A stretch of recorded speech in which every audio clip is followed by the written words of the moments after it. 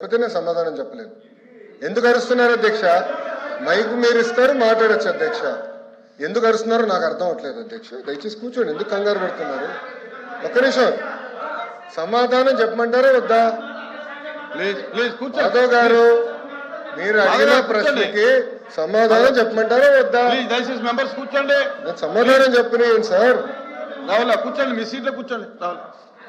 Sir మళ్ళీ కూర్చోండి. ఇప్పుడు ఆయన ఒక ప్రశ్న అడిగారు అధ్యక్ష.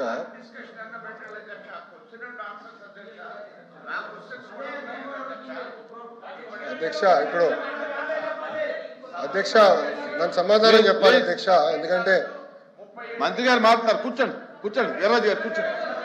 కూర్చోండి ప్లీజ్. మెంబర్స్ కూర్చోండి ప్లీజ్. మెంబర్స్ కూర్చోండి. అమ్మా 2000 మాట్లాడదు కూర్చో. అధ్యక్ష, ఇప్పుడు అడిగిన ప్రశ్నకి నేను సమాధానం చెప్తున్నాను. ఓకే, మీరు అడిగారు ఇంకా కొన్ని కంపెనీలు ఆంధ్ర రాష్ట్రానికి తీసుకురండి, లేదంటే పక్క రాష్ట్రాలకు వెళ్తున్నాయి. ఎస్, ఇప్పుడు ఈరోజు భారతదేశంలో 100 రూపాయలు పెట్టుబడి వస్తే దాంట్లో సుమారుగా 25.3 రూపాయలు ఆంధ్ర రాష్ట్రానికి వస్తున్నాయి. 25 పూర్తి చేయండి సార్. కూర్చో స్వామి. సార్ వినవే స్వామి.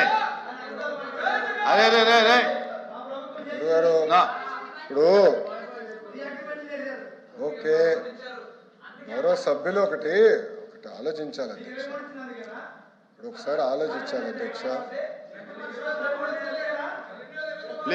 ప్లీజ్ మాధవ్ గారు, లెక్కల్లోకి వెళ్తే 151 11 అయినాయి. టీమ్ 11 తయారైంది. అది కూడా మాట్లాడదామా, డిస్కస్ చేద్దామా? ఓకే, మీ సీన్ రిపీట్ అవుతుంది, ఎందుకు కంగారు పడుతున్నావు?